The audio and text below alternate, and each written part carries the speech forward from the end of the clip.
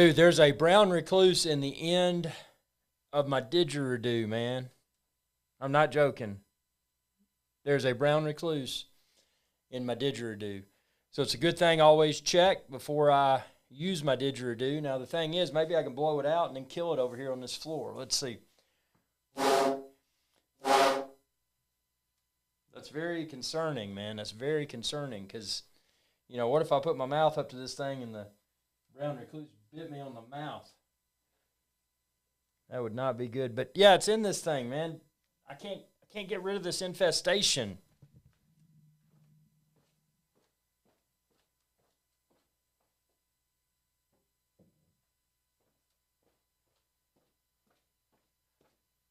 So we may not have the sound of the super chat for this particular live stream, but you can still choose to super chat. Now, normally I would celebrate the super chat with the sound of the super chat, the didgeridoo. But since I've got a brown recluse in my didgeridoo, because I've got a brown recluse infestation. Now, fortunately, I've checked other places and I don't see them, but I'm always brown recluse aware. That's one of the disadvantages. IrixGuy's Adventure Channel Studio 2.0, better space, better place, but I do have a brown recluse problem. So I'm going to work on that. I've got a lot of things I've been researching. The problem with brown recluses is that a lot of the traditional things, I was making sure there wasn't one hanging under my desk. A lot of the traditional things that'll kill spiders and other insects typically will not kill brown recluses. So, you know, one of the things you got to do, Sod, welcome aboard. Sod, welcome aboard. Good to have you. If you don't know Sod, Sod is a very cool dude. Actually, one of the big supporters of Archibald Chesterfield III, AC3, the famous Archibald Chesterfield III. Sod is often on his live streams. Always good to see you here, Sod. Thanks for coming to my live stream. Just kind of wanted to update everyone. Obviously, I'm not using the green screen today because I am wearing a green shirt, but I wanted to hop on and just test my audio quality, test my video quality, make sure that I don't have any buffering issues. And looking at it right now, I'm looking at about 8.9, 9.14 megabits per second on the upstream, so I haven't encountered any buffering, which is great. This should be live at 1080p 60. Fly Right Drones and Sod. Good to have y'all both here. Deeply appreciated. But what I got to figure out is how to get the brown recluse out of my didgeridoo. So I think what I'm going to do is find a way to clean the inside of the didgeridoo. See, it's kind of curved, so you can't just look in it and see all the way. But that brown recluse was at least towards the end of the didgeridoo, so I could see it. But that's not to say there's not other ones inside of there. So that's very concerning, especially given the fact that the didgeridoo is one of the core components of this live stream. So I've got to get that addressed. And I think what I'm going to do after I address it is come up with some sort of end cap that I can put on both ends so that between live streams that a brown recluse can't crawl inside of it. So, you know, brown recluse spiders, they like cardboard. They like a lot of stuff along those lines. So really the only thing in my studio, in IrixGuy's Adventure Channel Studio 2.0 where I am right now, the only things that are wood or cardboard-like is this desk that I've got here for my talk show desk, and then also my L-shaped desk that's in the corner of my studio, and this little cheap side table thing for the L-shaped desk. Everything else is plastic. I'm sorry, my cable modem and all of that stuff, my wireless router and all of that is on a table. Niner, welcome aboard. Good to have you here. Thank you. Thank you so much. And Niner, those raccoons are going to be enjoying their dessert tonight. Be feeding the Niner was kind and sent me a super thanks to send the raccoons dessert. So tonight the raccoons are going to have the leftover rib scraps that my wife and I didn't eat because we had there were a few fatty pieces and then the bones. Of course, we don't eat the bones, so we're going to give the bones and the fatty pieces to the raccoons tonight. George Cooney and crew. I may try to fire up a live stream for the Raccoon feed tonight. And I think what I'm going to try to do, if the weather cooperates, is actually put the camera on the upper deck and then connect a 100 to 200 millimeter zoom lens and be able to have a different perspective. Because normally I'm right in the raccoon's face, which is cool. But what about looking down with a high end zoom? Yeah, you're right, Niner. Yeah, they are lucky. They're going to have some good. Those raccoons going to have some good eating and going to come up with something good they'll have for dessert too. So, yep, got to keep the raccoons happy. They're a core component of the channel, and don't want to make them upset. Want to keep them well fed and in good mood, because one thing is raccoons can be very destructive. They can chew through a bunch of stuff. Aiden says, time to party with IrixGuy. Welcome to the party, man. Welcome to the party. So I know it's kind of a weird time to do a live stream. Here in Georgia, it's about 3 p.m. Eastern, 3 p.m. East Coast time. Up here in Appalachia, it's about almost 3 p.m. 3 p.m. So it's I know we got people from all over the world, man. This is an international live show. So yeah, just want to hop on, but yeah, I feel fairly confident now that hopefully there's not a brown recluse lurking to come out and try to bite me. But seeing that brown recluse and the didgeridoo's got me all freaked out. Oh, let me check my chair. That's a good idea. Make sure there's not a brown recluse lurking under there. Hold on.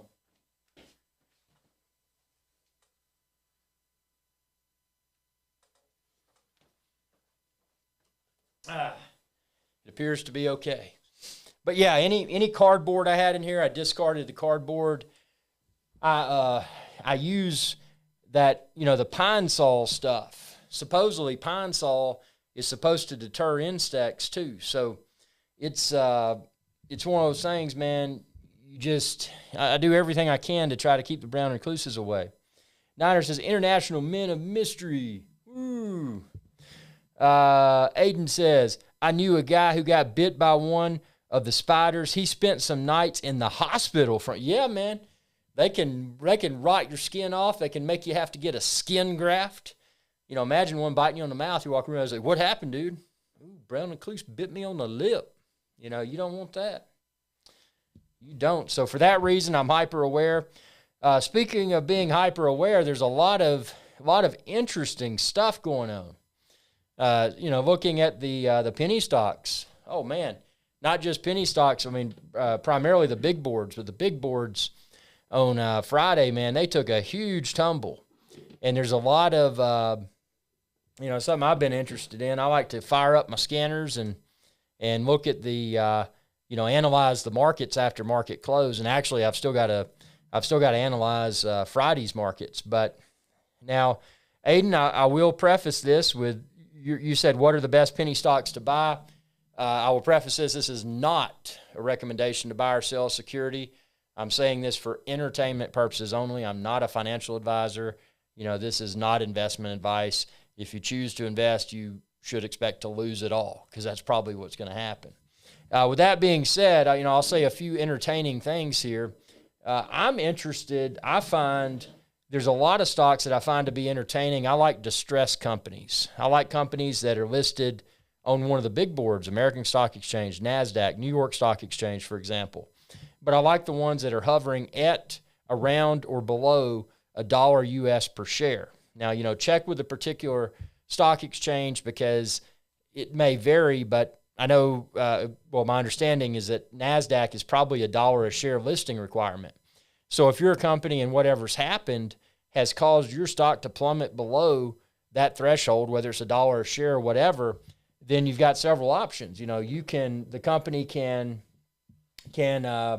restructure and try to increase that price per share so that it goes above the minimal threshold, whatever that is, whether it's $1 per share or whatever, or they can delist. I mean, they can go bankrupt.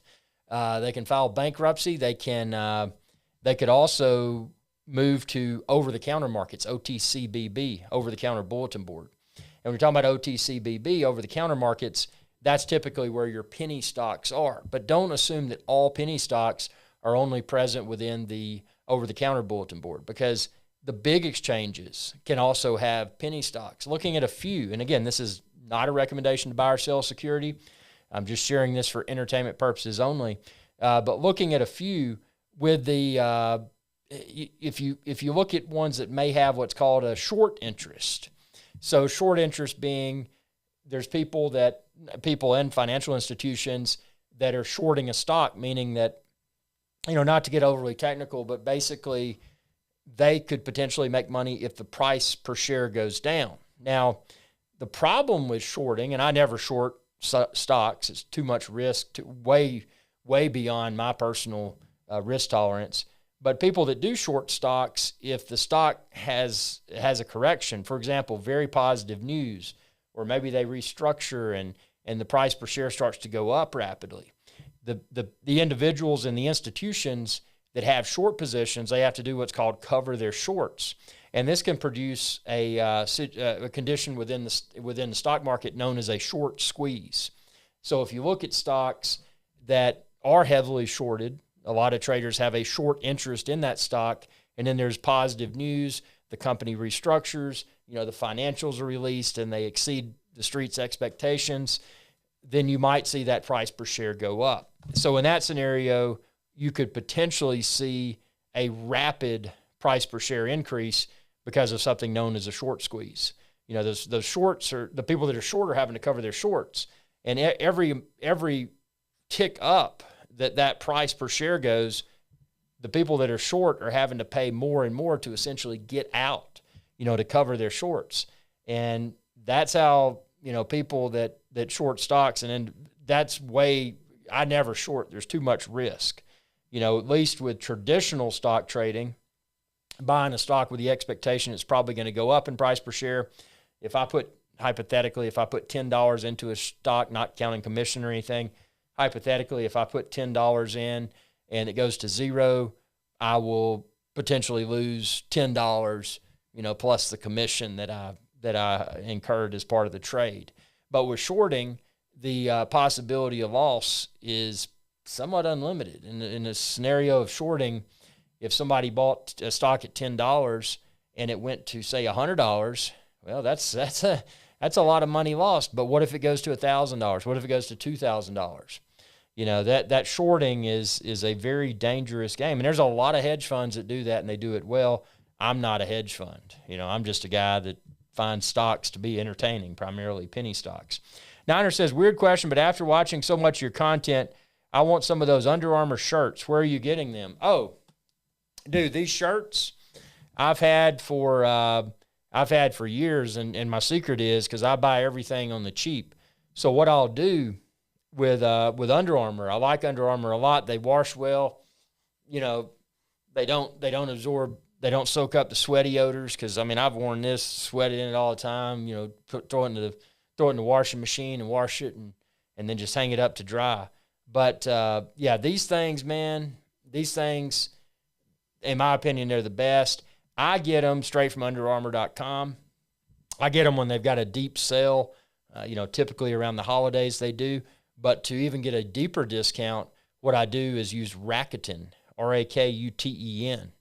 And so basically, and let me explain how that works. So if you go to my website, IrixGuy.com, and over to the right, you'll see the little banner. It's over to the right. It says exciting stuff. You'll see like an ad, and you'll see this little bitty green banner. It says Ebates, get paid to shop. Ebates was the old name for Raccoon. But if you go to my website and you choose to click that, that will take you to the sign-up page. And I'd appreciate it if you do sign up and you click that link, because that'll take you to the sign-up page. That's my link. So you can, I think they give me, when people sign up through my link, I think I may get something. I'm not really sure. But so basically what I do is buy during the sales from UnderArmour.com, but then I also use Raccoon, Ebates, when I make the purchase. And what that does, the Raccoon or Ebate discount varies. Sometimes during the holidays it's above 10%. Sometimes it's only a few percent. Sometimes it's nothing. But I get the cash back on top of the discount from UnderArmour.com. So it's a good way to stock up on these. I like their shirts. I like their pants. And, again, they just wash well and they're comfortable, especially during warm weather. Mike says, "Hi, Irix. How are you?" Mike, good to have you back, man. Good to have you back. Just in the new studio, as I mentioned at the start of the show, I've got a brown recluse infestation in this new studio. I've even got one in my didgeridoo. So, I got to sort out the brown recluse infestation. But other than that, everything's good. I hope everything's good with you, man. It's been a long time, man. These live shows. Niner says, Guinness time. Guinness, good beer. Very good. Mike says, popped in here late. What's your thoughts on Tesla stock? I bought in a bit ago. I think it's a good in this economy. I don't know. And again, I say this, and everything I say about stocks is for entertainment purposes only. It should not be considered a recommendation to buy or sell a security. Stocks that I'm interested in extremely distressed companies that are at or below the listing requirement for the big boards. That's one group. And not to tout stocks, again, entertainment purposes only. One of them that's interesting, and actually I've had a change of heart. I think I don't know if it's going to be a short squeeze or not, but BBBY, Bed Bath and Beyond. It's fallen close to the dollar. I forget what it closed at Friday. Was it $1.20 something, $1.20 or so? But allegedly it has a big short interest. So, when and if Bed Bath & Beyond releases something that's verifiably outstanding, potentially that price per share could increase. Potentially it could possibly result in a short squeeze. And it may not. I mean, that stock could also go, they could also go into bankruptcy. But that's an interesting one. Looking at another one, NVOS, November, Victor, Oscar, Sierra. That's had some interesting trading patterns throughout the past few weeks. And I think on Friday, the markets as a whole pretty much were down on Friday. But NVOS is an interesting one. Another one, I think it's really, really junk, but it's had some interesting movements, was Xela, XELA, X-Ray, Echo, Lima, Alpha. That was an interesting one too. But, those are the ones that I like for distressed companies. The the ones that are on the big boards but could potentially be delisted soon, or the ones that have already fallen below that listing requirement price per share that are trying to recover. That's when you'll often see they're either going to do it or they're not. But if they do recover, that's often. But I like the stocks that seem to have a significant short interest, because I want ones that are distressed but have the possibility to recover, and when and if they recover because of the short positions, that hopefully it'll potentially result in a short squeeze. So, but that's one group of. Niner found it. Awesome, man. Yeah, it's on my website. It says Ebates, the little banner on the right side of IrixGuy.com. But anyway, yeah, it's pretty interesting. And then there's another set, and these are the bottom of the barrel. These aren't necessarily distressed companies, but these are, for the most part, pump and dumps. Meaning that typically what happens, whether it may have some legitimate news mixed in with it, there's often a lot of pump. There's people that they often refer to them as penny stock cheerleaders, because what they're doing, they're going into forums, they're going to social media, they're telling these elaborate stories of what could happen, what might happen, just really building the buzz, whether or not something may or may not happen. They're just really building the buzz. And a lot of those people that are trading the lowest tier of the over-the-counter markets, the over-the-counter bulletin board, is called pink sheets. A lot of those are not highly regulated. A lot of the pink sheets don't have the listing, the filing requirements that larger boards have, like the New York Stock Exchange, NASDAQ, American Stock Exchange.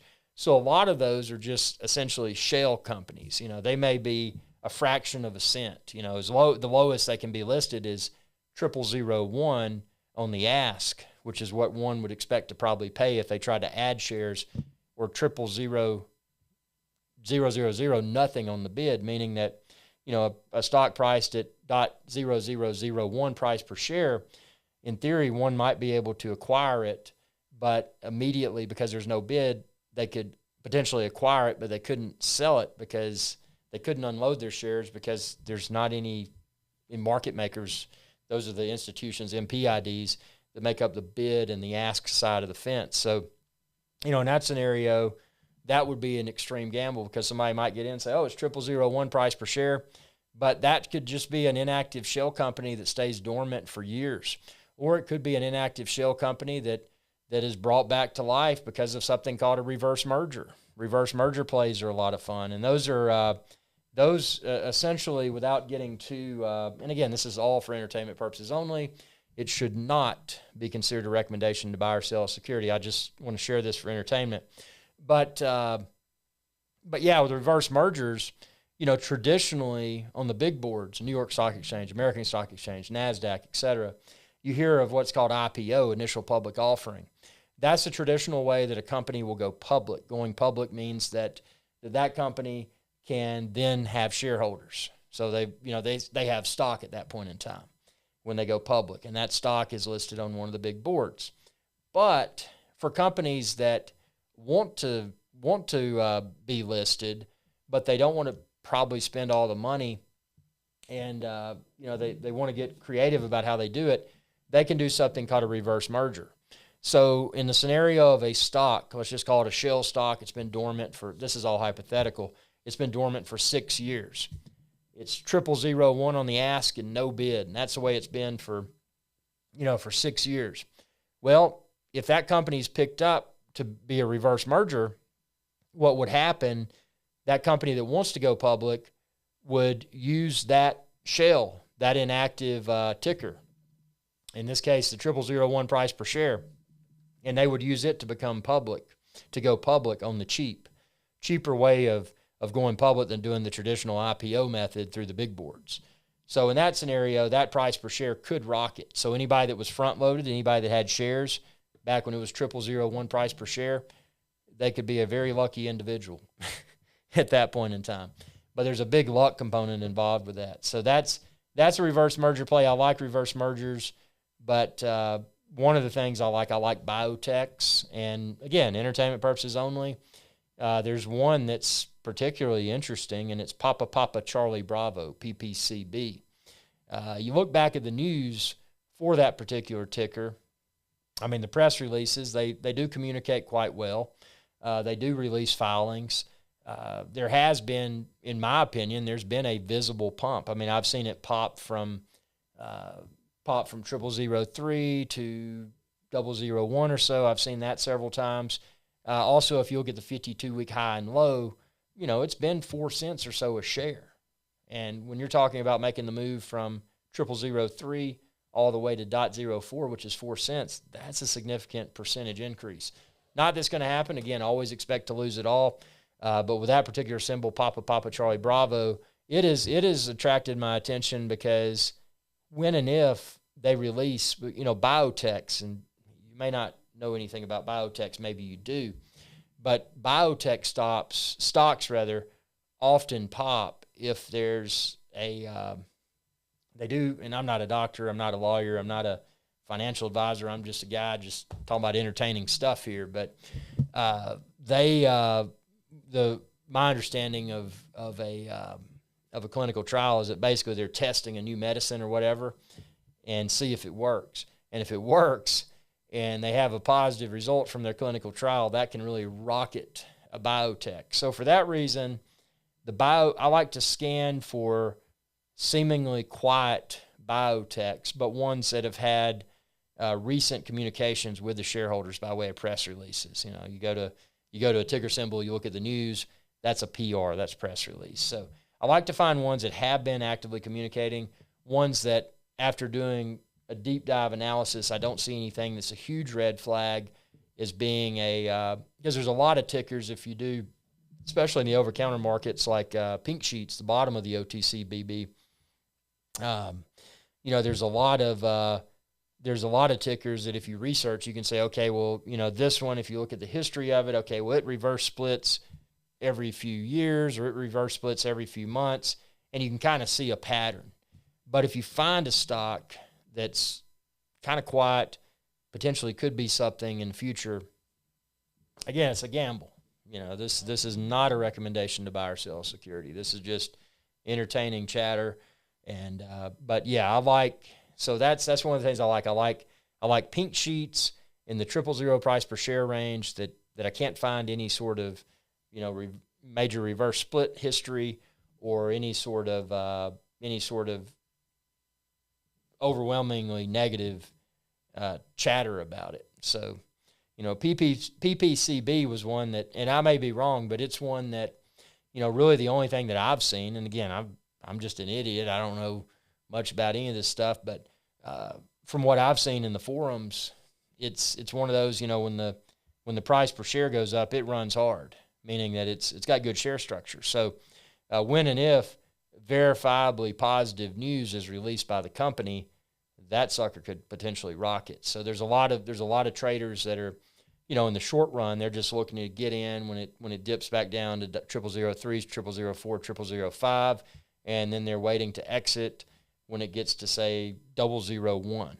Essentially if you got in at 0005 and you sold for 001, you could somewhat potentially double your money. So there's a lot of people that are in it for the short run, but a lot of longs.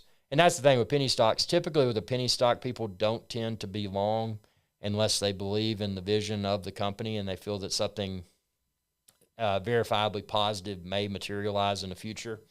Typically, penny stocks is just a quick in. Another thing, you can be what's called a momentum player. So you can look for stocks. And I'm not a momentum player because I like to get in. Again, I like to look at to export a spreadsheet at the end of market close. I like to sort by certain criteria. One of the things I like is volume. Again, you'll probably hear the phrase volume before price. If a stock has no volume, it's not going to move up. It's not going to move down. If it has no volume, you got to have volume before anything else. So I sort by volume, and then I sort by price per share, and then I'll look at the ones that had significant volume, and then I'll look at the chart and see, okay, historically, if I could spot trends, or did this thing just now wake up? And if that's the case, then that's something that, I start looking at the news, I start looking in the forums, I try to, assemble a story and feel if it's, fill it out to see if it's just a known pump and dump, wash, rinse, and repeat, as they say, type stock, or if it may be something more. So those are interesting. But, again, I do everything, again, entertainment purposes only. This is not a recommendation to buy or sell security. But I do everything with limit buy, limit sell. The reason being is that I take emotion out of it. So, if I get in, I'll put in during the night, I'll put in a limit buy order if there's something I want. And I'll put in the maximum price per share on the ask that I would be willing to for it to try to fill at. And then I would do AON condition, which is all or none. So in other words, okay, I've established that if this particular ticker is, when the market opens or at any point during that day, if it's able to fill my order of specified quantity of shares at or below whatever ask price, then it'll be added to my portfolio. If it doesn't, it doesn't happen, and it doesn't matter because I never got emotion involved. See, a lot of people, they'd be like, well, I only wanted to pay up to 0005 price per share, but it's 0009 now. Maybe I should still get it. When I trade using limit orders off hours, putting the limit orders in off hours so they can execute during regular market hours, I completely eliminate emotion. So when and if I do get an order filled, then I have a limit sell order, and I have, I may do a limit stop. So if it hits, if it starts to decline, if it hits a stop, then it'll fire off a limit sell order, and hopefully I'll get filled. at the specified price, at or above the specified price and quantity. So it takes emotion out of it.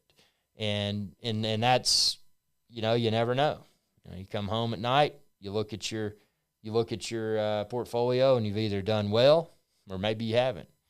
So, it's a very interesting addiction. But again, I like to keep with penny stocks. I completely eliminate emotion.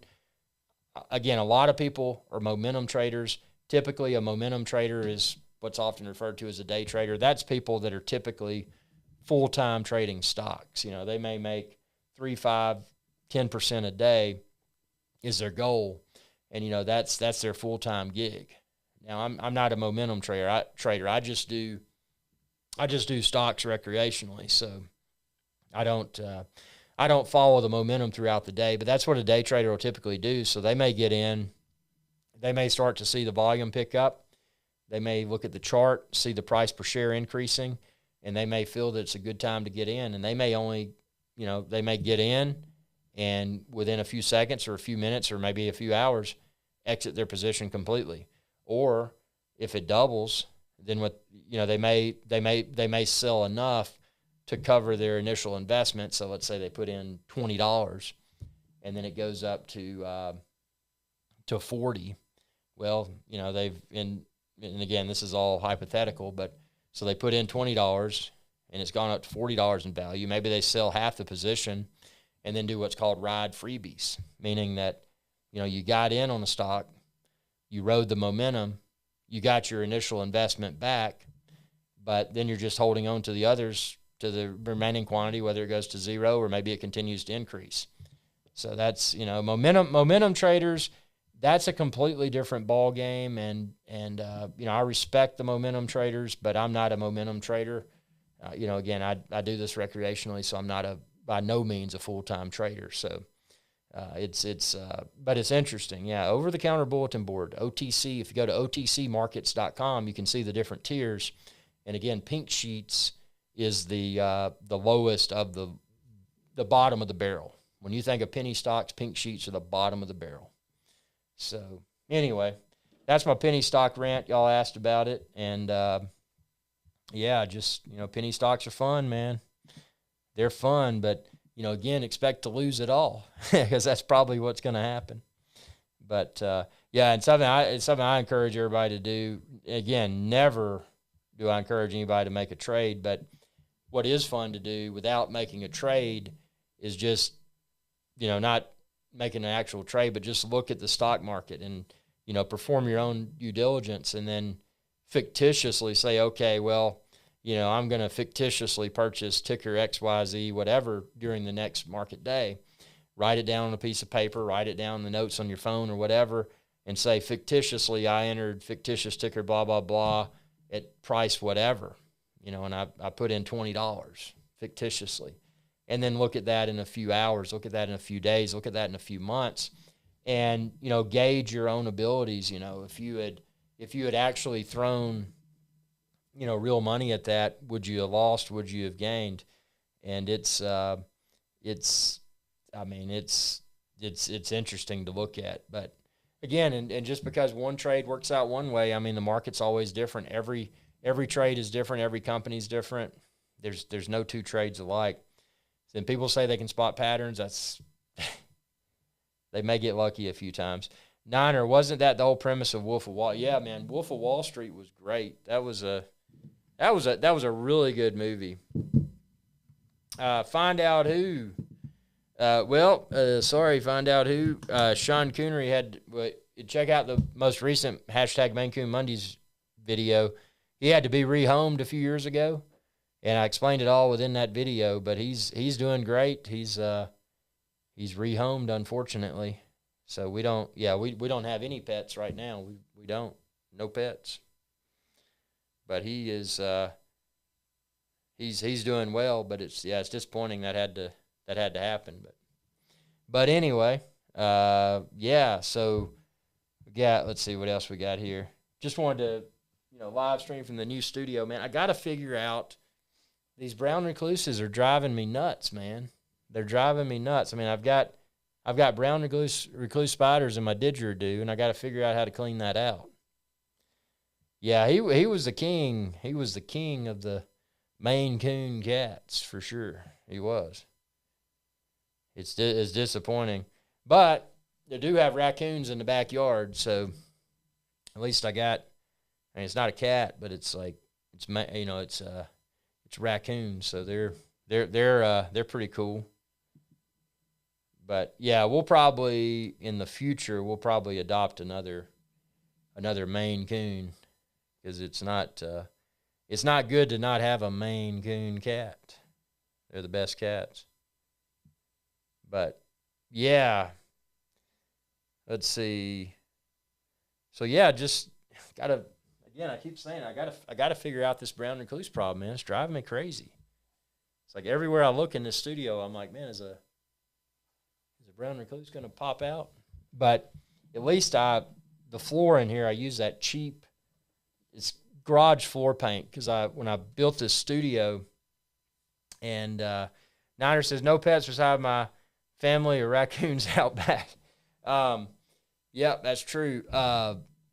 Yeah, so when I built this studio, of course I had to get quotes from multiple people, and I mean, it's ridiculous how much people charge for construction. So finally I found a guy that he was looking for work, and I was just like, dude, and he came back with a good price.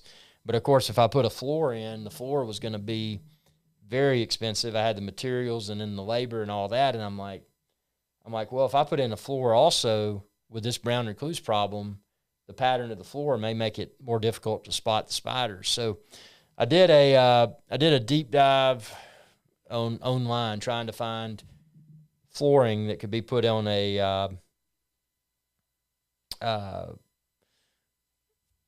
concrete slab, and even people that did that. I mean, there's people that do the paint and they do like a clear coat.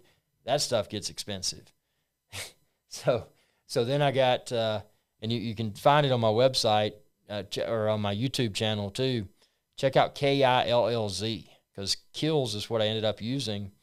And basically so I cleaned the floor, I mopped the floor, I dried the floor, I vacuumed it off, and then I got a paint roller, like you would paint a roll, like a wall with. And I painted the floor, and it dried, and then I put another coat on it. And so far, this stuff has not scratched. And when there are spiders in here, I'm able to see them because it's kind of a light gray color. So that makes it easier to spot the spiders. Niner says, dude, don't regular exterminators take care of that kind of stuff in your neck? Well, actually, they do, but the thing is, brown recluse spiders are different. A typical exterminator, because I use an exterminator that comes through for all the other spiders and insects. But yeah, when you get the brown recluse, it's a different kind of spider, because they use these little spider traps. But I mean, a spider trap's not going to catch every spider. It's not going to be like, oh, I'm going to just walk into the spider trap every time I come into your YouTube studio. No, that's not going to happen. So it's bad, man. I mean, we got a brown recluse infestation here. That's not a good thing, man. Okay, let's see. Let me see if I can read this language here. I do speak several different languages. Let me see if I can figure out what this says. Let's see. We will find out. Oh, that's Russian. They just said hello. Hello, and then they said, let's see. My Russian is not that proficient. An owl. An owl. O-W-L. That's cool. Gotcha. Yep, so we got international audience here tonight. We got all over the globe. So this is, this is good. Just, want to do a live stream, and appreciate all y'all's continued support, the super thanks, the super chats. I really wish I could bring the sound of the super chat over here, but again, it's got a brown recluse in it. I'm not making that up. It's got a brown recluse hanging out the end, and I can't see all the way through, so there could be more. So, I mean, that's dangerous. So I guess what I'm going to do, but see, it's made out of wood, so I can't spray it with a water hose. I mean, typically I'd spray water in something and, wash whatever out, but I don't want to do that to the ditch, dude. No. So I'll figure something out. So if y'all have any suggestions for how to get brown recluses out of a didgeridoo, comment below. That would be helpful. Yeah, getting this channel up. We got current subscribers. It is at 88,397, which is not that many, but it is getting closer to 100,000 subscribers. Again, 100,000 subscribers, just the next miniature milestone. Want to make sure to get this channel to 100,000 subscribers ASAP, because when I do, I should get a YouTube silver play button, which is something I'll put in my studio. It essentially says, "Hey man, you've hit 100,000 subscribers," which that's pretty cool. Bits and Bobs, welcome. Bits and Bobs, welcome aboard. Welcome to the live stream. Welcome. So we got, typically I got my green screen going today. I've just got a green wall because I'm wearing a green shirt. So, I'm going to work on that next live stream. Going to get that going. I hope the audio is good.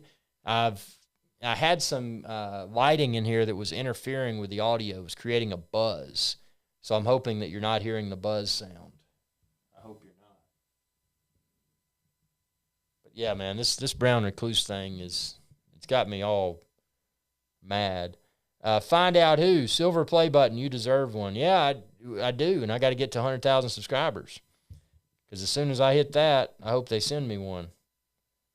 Silver play button. Yeah, I mean, now I have been to YouTube Space, and actually they discontinued that. So I unlocked, check out some of my older videos, but I unlocked YouTube Space. So basically I flew up to New York, and I went to YouTube. And what YouTube was it was a little place in, what do they call it? Chelsea Market in New York. So I went in there. You go up this elevator, you go in, and they're like, "Hey, are you here?" And I'm like, "Yeah, who are you?" And they already knew I was IrixGuy. I'm like, "That's pretty cool." So they give me a bag of all this camera equipment, and then I'm able to walk around YouTube Space in New York and film at all these sets. They had all these different sets. And then they had a video editing room full of Mac computers. Everything was high end. I mean, it was nuts. But yeah, I did that, but I still haven't gotten the silver play button. Let's see. Niner says, "You're making me picture that part of Indiana Jones when he was walking across the floor crunching and all the bugs." Wow. Find the who. Be right back. Okay. Come on back. Yep. You got to keep, and speaking of that, tell your friends, tell everybody you know. Let's get this live stream cranking here. Let's see. Got a lot of people tuning in. And let's see what we got here. Okay. Wow. Okay. So yeah, just want to get a better frequency for the live streams. Want to do these as frequently as possible. Again, I say it over and over. My main concern right now are these brown recluses, because when I'm in here, I'm kind of freaked out, man. Kind of freaked out. Got a brown recluse infestation. But I will, oh, check this out. This is pretty cool.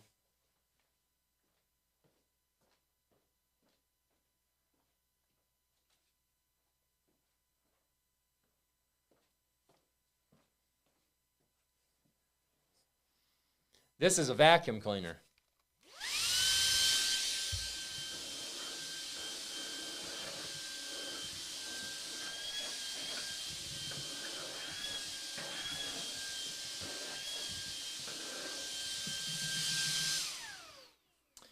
Just wanted to suck up that Niner says audio is good. Slight high-pitched noise comes and goes. Yeah, I got to figure out what's causing that.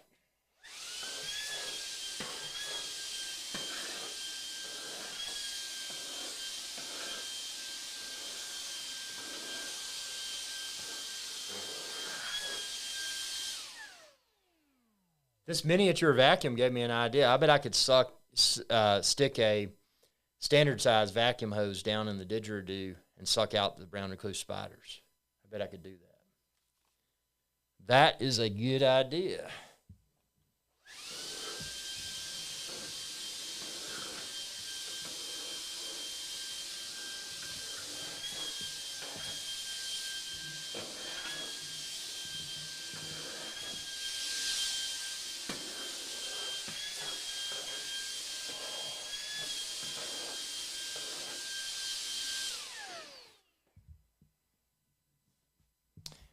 Gab says, I've sent my viewers over here to watch. Oh, dude. Gab 708. That is great. Thank you. That is awesome. Got all this cross-pollination here. And that's something I want to do with these live streams. I want to do a lot of collaborations and get a lot of channels together.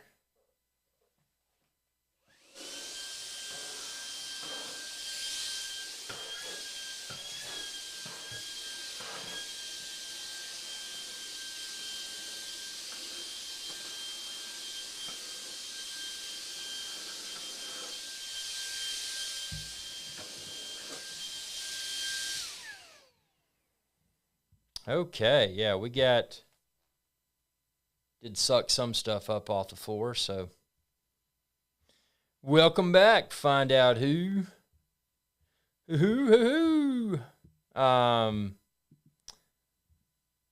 Yeah, so let's see. Yeah, I will be doing I may do a live raccoon feed because I've got the rib scraps and the rib fat, so I may be doing that tonight. I will see what the weather's like, because if it's bad weather, I don't want to take my Sony Alpha camera out in the rain. It wouldn't be good. But yeah, I gotta vacuum up this place, and I gotta figure out how to get that brown recluse out of the didgeridoo. Man, that's driving me crazy. It's driving me crazy, man. Can't we all get along? Yep. Trying to figure out, you said you hear the buzzing. You hear the buzzing. Let's see. Got to figure out what's causing the buzz. Bits and bobs, cool stream. Appreciate it. I'm going to go over here and suck some stuff up off the floor.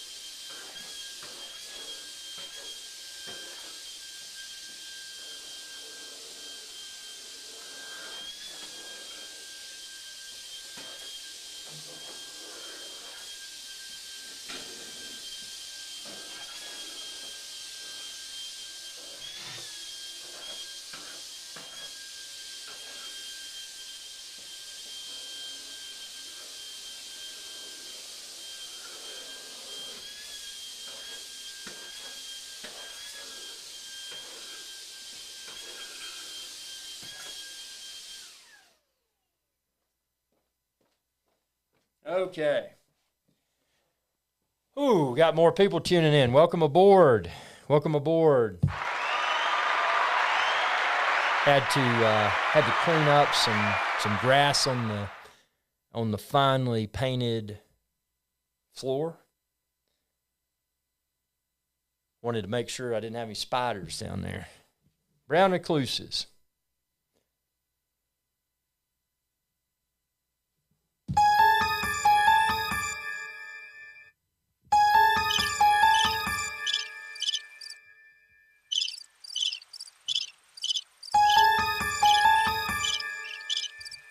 Almost seems like it's based on your body position. Maybe it's this Apple Watch. Maybe this Apple Watch is interfering with the microphone. Let's see. So if I move over here, do you hear it?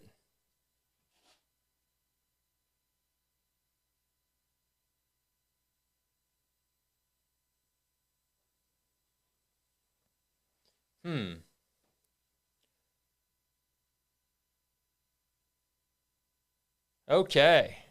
Yep. So, yeah, I think my best thing to do is get that didgeridoo out of here, because I know there's a spider in it. Not that I'm going to use it, but knowing that spider's in there, it could crawl out and come after me. So maybe I just put the didgeridoo outside and let the spider take its time and just walk out of it.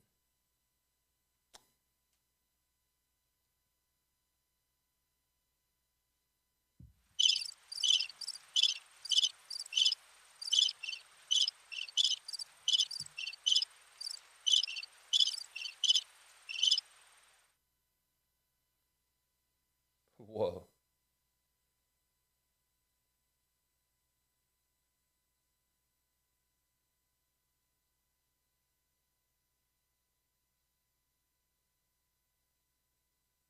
I just realized the clock in my studio is incorrect. I've got to change the time. That's bizarre. Oh, the time changed.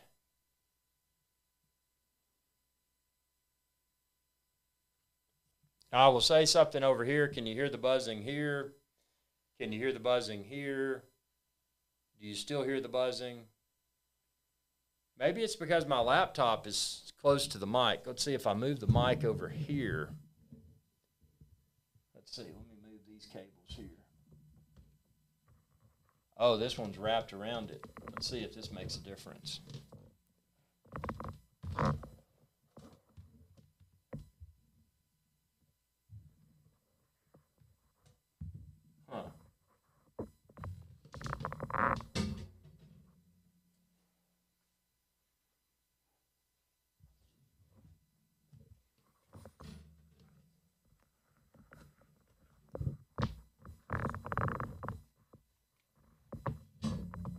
I'm not pulling a spider up with this.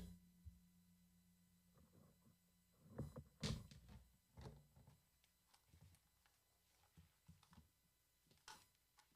sure there's no spiders in this.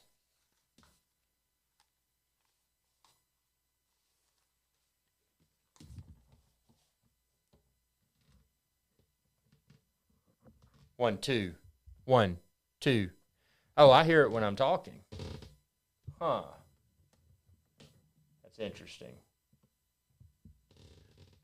But if I don't say anything, you don't hear it, do you? 1, 2. 1, 2. Okay, here we go. See, now I got these monitors on so I can hear what's going on here. We're going to tweak this until you hear clean audio. Let's see. So what I'm going to do now is actually mute the microphone. You shouldn't hear anything.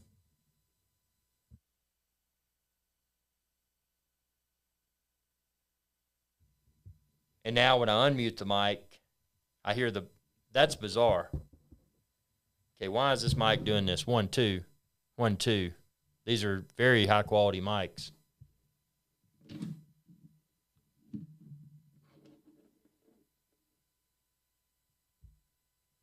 Which cable are you talking about? The one with this little twisty cable right here?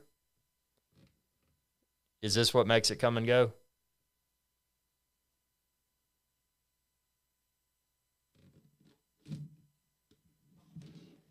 One, two, testing audio, 1, 2. I think I may have my gain set up too high. 1, 2, 1, 2, 1, 2, 1, 2, 1, 2, 1, 2, 1, 2, 1, 2, too low, too low, too low, 1, 2, 1, 2, 1, 2, 1, 2, 1, 2, 1, 2, 1, 2. 1, 2, 3, 4. 1, 2, 3, 4. 1, 2, 3, 4. 1, 2. Okay, I'm going to go into my That's on my Rodecaster Pro. Now I'm going to go into my ATEM Mini Pro audio on there. 1, 2. 1, 2, 1, 2.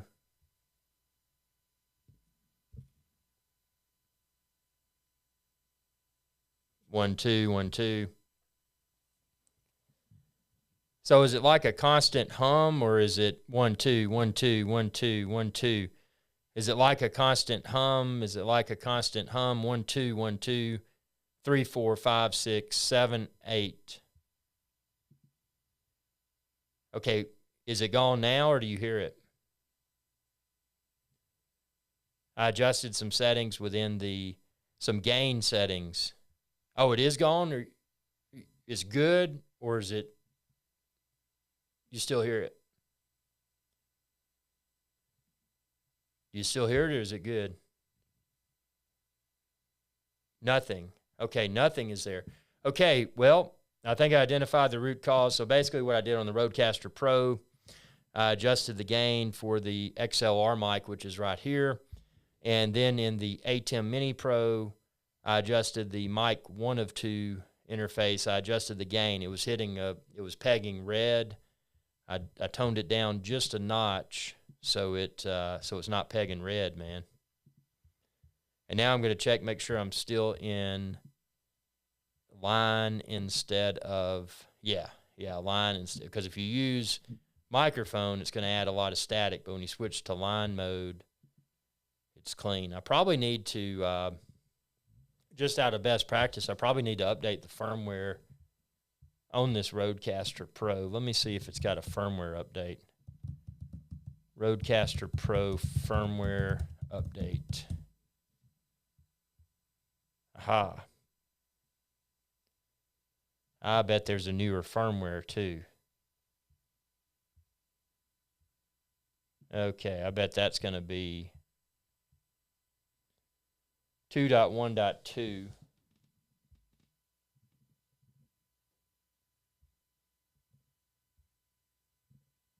Well, actually, I'm running the most recent firmware, 2.1.2, in this Rodecaster Pro. So, but if the audio sounds good, that becomes a moot point because he says almost gone. Well, yeah, it's weird. I don't know. I like audio to be perfect, and when it's not perfect, I get mad. So, but yeah, I was hearing it too with these headphones earlier, and now I don't. Okay, yeah, I appreciate it. Probably what happened when I relocated this equipment from IrixGuy's Adventure Channel Studio 1.0 to the current studio, IrixGuy's Adventure Channel 2.0, where I am now.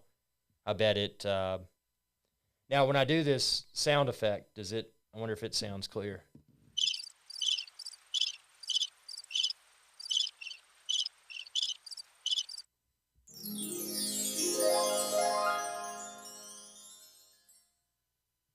Those were coming through the Rodecaster Pro, so yeah, I gotta. Well, at least it's good, and it's not. It's the disheartening part is, because I invested in all this live streaming equipment back in 2020 when we had everything was locked down, you couldn't go anywhere. So I'm like, that's when I built, the really amped up IrixGuy's Adventure Channel Studio 1.0. But then, of course, I moved all this equipment to the new studio. And it's really good equipment, but the upsetting part is when you've got really good equipment and the audio is not 100% flawless. So it's probably just a setting I need to tweak. And I guess I've updated the firmware on both the Rodecaster Pro and the ATEM Mini Pro. And of course the microphone itself does not have firmware. It's just an XLR microphone. So yeah, it's interesting. Well, appreciate you helping me troubleshoot, because at least now I know that it's sounding a lot better, so that's a good thing. Yeah, getting this channel up, man. 88,398 subscribers. Again, getting closer to 100,000 subscribers. Not there yet. As I mentioned a long time ago, when I hit 100 million video views, so video view count right now is, let me see how many video views I got.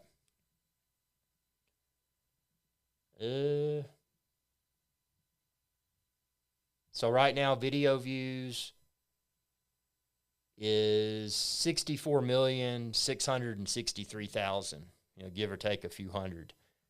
So once I get to 100 million video views, which will hopefully be soon, then I will open the Gosling's Family Estate rum. So it's a rum that I brought back from Bermuda, and I said I'm not going to open this rum until I hit 100 million video views. So getting that, so 100 million video views is one of the milestones, and then also, as mentioned, the 100,000 subscribers. Niner, got a boogeyman. Catch you later. If not, tell George Cooney and crew what's up. Will do. Hey, and I appreciate it. And dude, thanks again for all the loyal support. And I'll see you in the next live stream. And with that being said, everybody, I've been live streaming for an hour, and I need to go. I got to go hit up the IrixGuy's Adventure Channel fitness studio and try to get ripped. Try to lose some of this chub, man. Got to get thin. So I'm going to do that, and I will be doing some more live streams. I may try to do one this evening when I feed the George Cooney and crew the rib scraps and dessert. So I may do that if weather permits. If not, I may still do a live stream from the studio. But I also need to go work on this continued effort to inoculate the brown recluse infestation. But right now, my immediate concern is getting the brown recluse out of the didgeridoo, because I can't have live streams without the sound of the super chat. So, and that's the other thing I've got to figure out for the didgeridoo when it's sitting in my studio, the corner of my studio, and it's not in use. I've got to engineer some sort of cap for both ends of it so spiders can't get in it.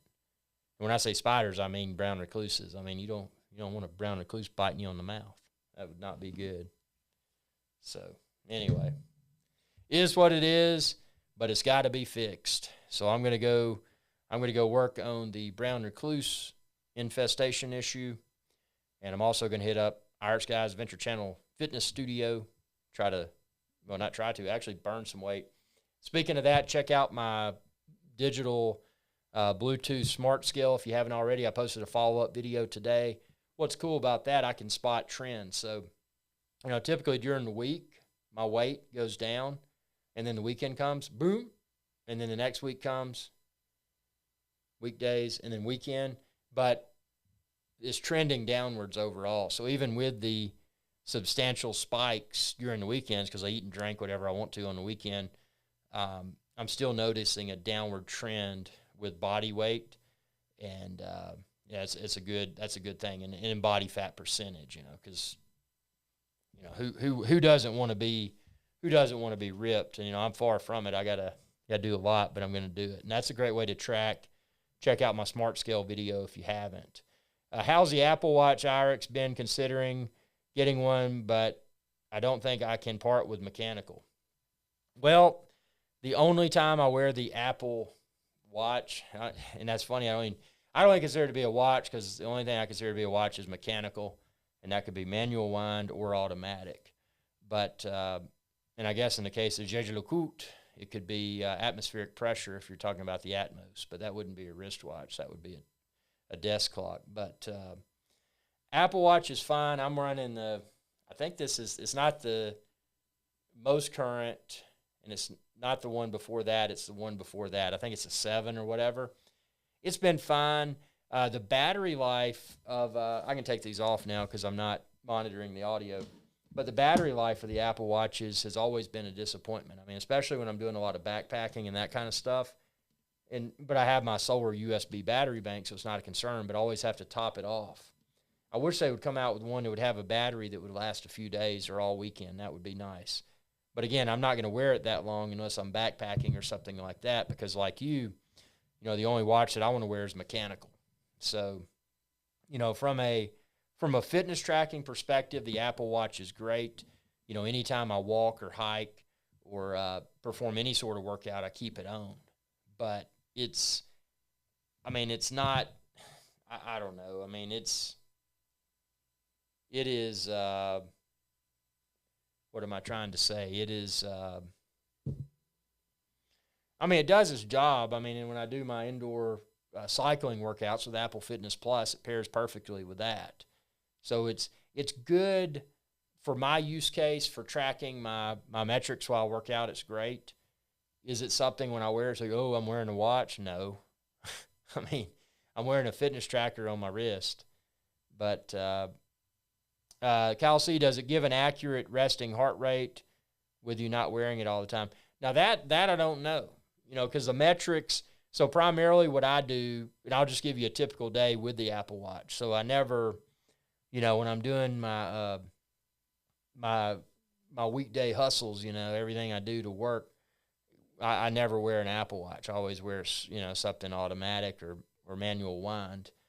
But when I finish with all the work obligations, I always put it on because that's when I work out. So, whether I'm doing my indoor exercise bike with Apple Fitness Plus or I'm doing an outdoor walk or hike, when I walk outside, I'll do the outdoor walk under activity, because I think when you select the activity, when you start walking or whatever, I think that it may more accurately track your progress during that walk or hike or jog or whatever than just simply wearing the watch. I know just wearing the watch is still tracking data, but I don't think it's doing it as thoroughly as if you push that mode. So that's a mode I'll use. If I'm doing a rowing machine or something, I've used the rowing. My usage of the Apple Watch has been, for that, working out. That's I know there's a lot more you can do with an Apple Watch than simply tracking your workouts, but that's what I've used it for. I did use it on the golf course for this tool called Arcos, which would track your shots on the golf course. But I found that with Arcos, that with the Apple Watch, it was so unreliable that, using my phone in my pocket with Arcos was the best thing. Now, shortly after that, I discontinued the Arcos subscription because it was expensive, and I didn't get, I wanted to get reliable results from it, but I got a new set of ping irons and Woods and driver. And at that time, when those came out a few years ago, I think they came out in 2020 or 2021, they came with integrated Arcos sensors in the grips. And that's the only reason I even used Arcos for a while, was because they came with inside of my grips. And that's why I used the Apple Watch briefly with it, and it just wasn't a good experience. So outside of using Apple Watch for tracking my hiking, cycling workouts, just standard walking, I don't really use it for anything. So I can't give you, if there's anything in particular you want to know, I'll let you know if I've experienced that. I will say from a durability perspective, and I just got it on the rubber strap. The rubber strap is comfortable. It's held up well. At the 6 o'clock position, the 12 o'clock's fine, but at the 6 o'clock, the rubber strap tends to just slightly fall out of the edge, and I have to push it back in. It doesn't fall off, but for some reason it doesn't fit in there perfectly, and I don't know why that's the case. Maybe I've got a defective strap mechanism in my Apple Watch. This being just the base model, I didn't get and I wouldn't get one with sapphire crystal. I think that's just money wasted because it's the same tech on the inside. But this plastic type glass, or whatever you want to call it, it shows scratches. I've got scratches down at the 6 o'clock position. So, to be expected with the non-sapphire crystal version of it. But again, I wouldn't buy one with the sapphire crystal because it's too expensive. I'm not buying a wristwatch. I'm buying something that will track my workouts. So as a fitness tracker, in my opinion, it's best in class. And I like the integration with Apple Health. I do choose to use Apple Health on my iPhone, so I can track various metrics. And then I can also marry those metrics with the metrics that are pulled over from things like my Smart Scale that I posted the video review of earlier today. Check out my Abion Bluetooth Smart Bathroom Scale follow-up video that I posted today. Those are great because what that'll do, that'll feed all the data into my iPhone, and then I've got it paired with Apple I've got the link into Apple Health, so I get all my metrics in one place. So, and throughout the day, I want to make sure I meet or exceed the move goal and the activity goal, which obviously I do because I'm very active. So that's not a concern. But it's a good. I mean, again, I know it's the Apple Watch. I don't, like you, I only consider a watch to be something that's mechanical. But for a fitness tracker that is wrist wearable, I think it's a great device. I do want to see improved battery performance. And it begs the question, why in the world does Apple or a third party not manufacture a strap that has integrated flexible solar panels?